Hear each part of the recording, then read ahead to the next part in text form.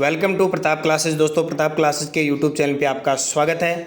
आज हम बात करते हैं रीट लेवल फर्स्ट और सेकंड का जो एग्ज़ाम है 23-24 जुलाई को, उसके संदर्भ में आज तक 2011 से लेकर 2021 तक रीट एग्ज़ाम में जितने भी क्वेश्चन आए हुए हैं साइकोलॉजी के यानी शिक्षा में मनोविज्ञान के, उन क्वेश्चनों की हम सीरीज लेके आए हैं। पहला वीडियो आपको दे दिया, कम से कम ये सीरीज चलेगी 10 वीडियो आपको मिलेंगे, 300 क्वेश्चन क्लियर हो जाएंगे। और ये मान के चलो लगभग 30 से 40% जो क्वेश्चन होते हैं वो पिछले एग्जामों की रिपीट होते हैं, इसलिए आपके लिए बेहद खास ये इंपॉर्टेंट क्लास रहेगी। तो आप सारे विद्यार्थी चैनल को सब्सक्राइब करना, वीडियो को शेयर करना और खुद बढ़िया तरीके से देखना। तो स्टार्ट करते हैं आज के ये क्वेश्चन, जो 30 क्वेश्चन मैं लेके आया हूँ। रीट लेवल फर्स्ट के एग्ज़ाम 2011 में एक क्वेश्चन आया है, 6 से 10 वर्ष की आयु में बालक रुचि लेना प्रारंभ करता है।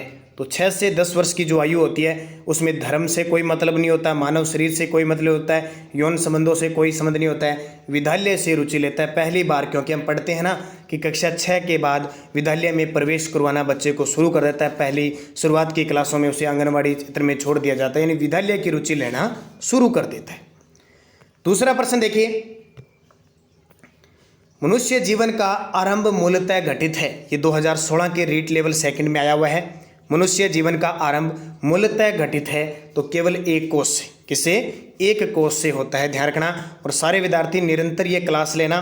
प्रताप क्लासेस पे सुबह करंट की क्लास भी आती है, क्योंकि रीट लेवल सेकंड के लिए वो इंपॉर्टेंट रहेगी। इंडिया करंट अफेयर्स और राजस्थान करंट अफेयर्स पूछा जा सकता है। जैसे आपको नानक क्लासेस पे इंडिया राजस्थान का और राजस्थान जीके क्लास आती है, उसी प्रकार इस चैनल पर आ रही है। तीसरा प्रश्न देखिए, गामक विकास से हमारा तात्पर्य मांसपेशियों के विकास से है और पैरों के उचित उपयोग से।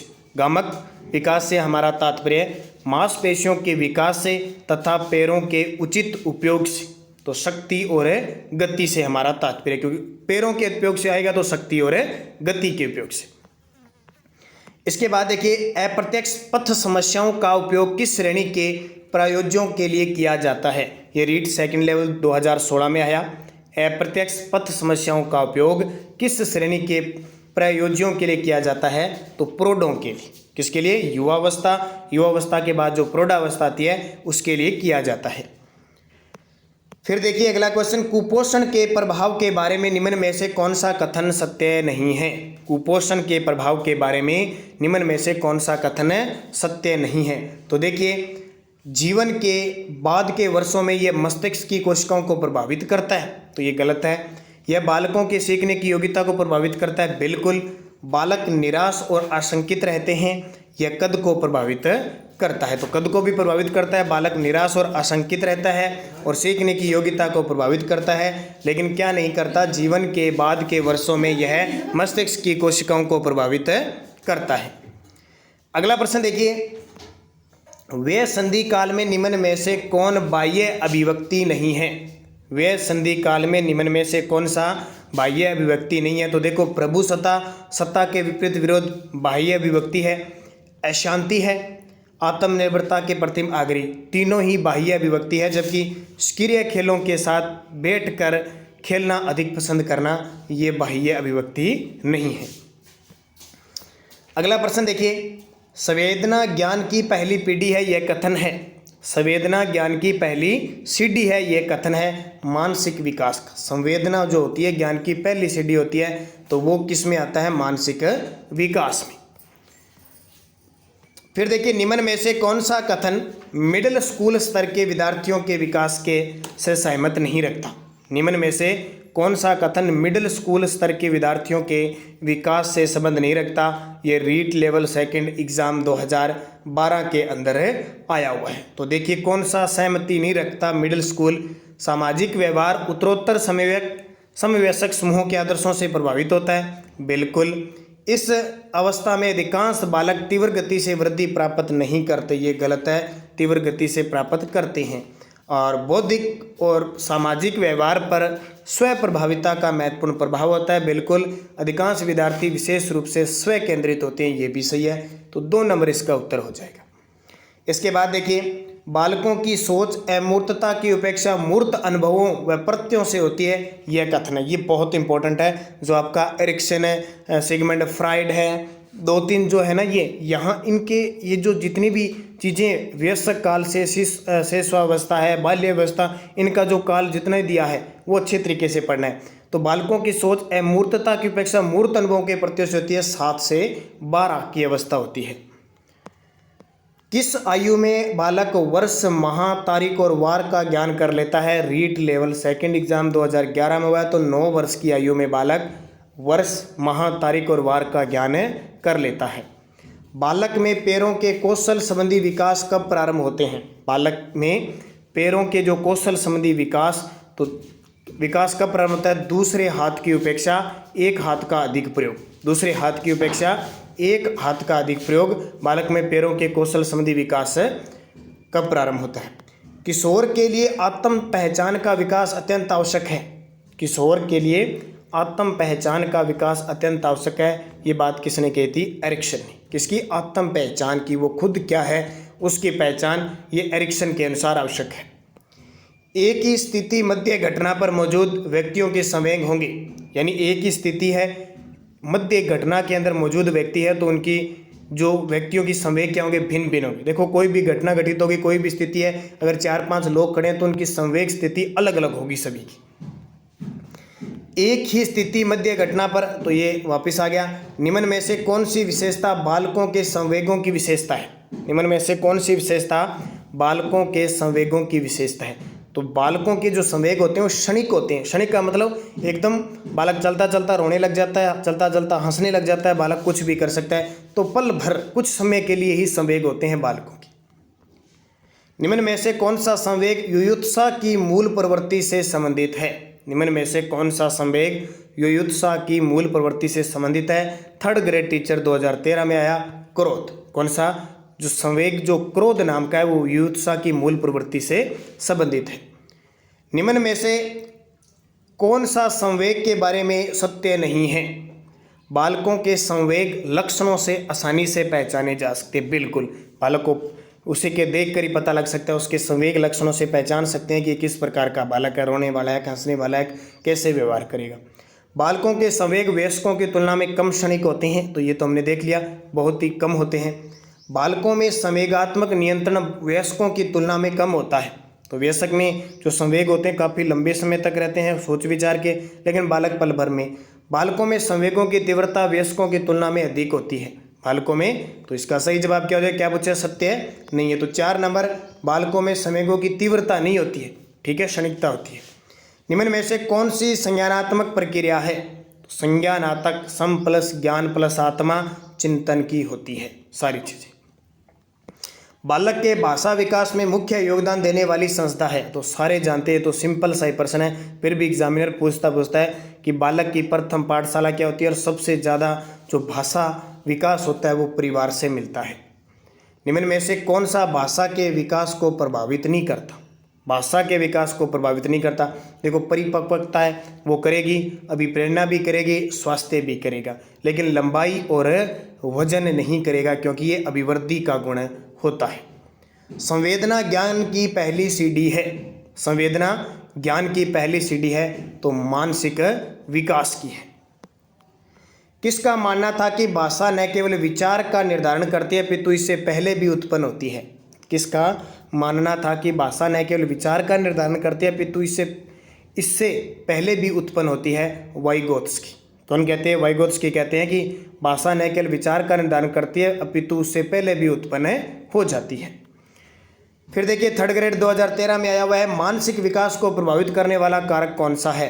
तो मानसिक विकास को प्रभावित परिवार की सामाजिक स्थिति, परिवार तो धार्मिक, मानसिक विकास को प्रभावित करने वाला कारक नहीं है, ठीक है, नहीं है पूछा है। तो मानसिक विकास को देखो परिवार का वातावरण, परिवार की सामाजिक स्थिति, परिवार की वार्षिक स्थिति, ये सब प्रभावित करते हैं, लेकिन धार्मिक धर्म से कोई मतलब नहीं होता, धार्मिक वातावरण।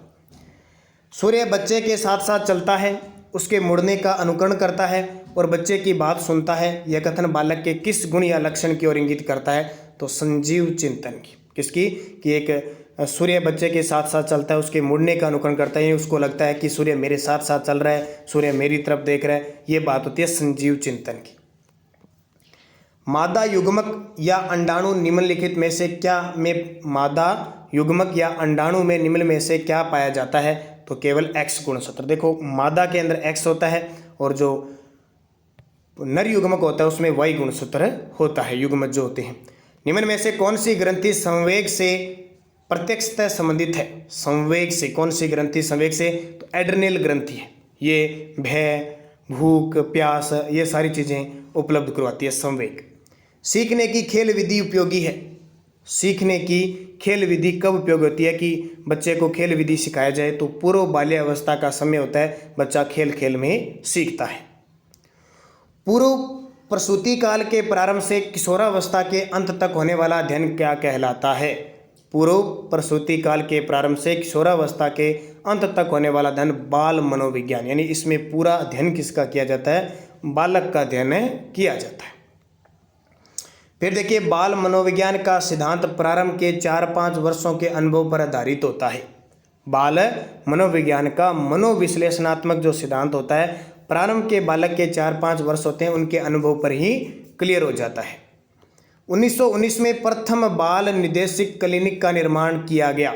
अब देखिए 2013 के 3rd ग्रेड में आया है। 1909 में प्रथम बाल निर्देशित क्लिनिक कहाँ निर्माण किया गया? किसका निर्माण किया गया? विलियम हाले के द्वारा। और अगला देखिए, कौन से सिद्धांत में बाल्यावस्था के अनुभव के विकासात्मक आयाम पर बल दिया गया है? कौन से सिद्धांत में बाल्यकाल के अनुभव के विकासात्मक आयाम पर बल दिया गया है? तो मनोविश्लेषणवाद। मनोविश्लेषणवाद। अब मुझे कमेंट करके बताओगे ये मनोविश्लेषणवाद का सिद्धांत किसके द्वारा दिया गया? आपको सही जवाब कमेंट में देना है। कि अवस्था तक बालक की दृष्टि और श्रवण इंद्रियां हैं पूर्ण विकसित हो चुकी होती है, यानी बालक की दृष्टि देखने की और सुनने की जो इंद्रियां पूर्ण विकसित हो चुकी होती है, तो 8 से 9 वर्ष की आयु में। तर्क, जिज्ञासा और निरीक्षण शक्ति का विकास होता है। ये रीट लेवल फर्स्ट 2016 में हुआ था। तो तर्क करना, जिज्ञासा होनी इसके अंदर, किसी चीज़ का अवलोकन करना, ये 11 वर्ष की आयु में शुरू हो जाता है, यानी पूर्व किशोरावस्था के समय। 20वीं शताब्दी को बालक की शताब्दी कहा जाता है। यह परिभाषा किसने दी? तो ये इतना फेवरेट है एग्जामिनर का। तो देखो, REET level second 2016, first grade 2014 और एनटीटी 2019 के अंदर पूछा जा सकता है। तो पूछे गए हैं और आगे भी पूछे जाएंगे। 20वीं शताब्दी को बालक की शताब्दी कहा जाता है, क्रो एंड क्रो ने कहा था।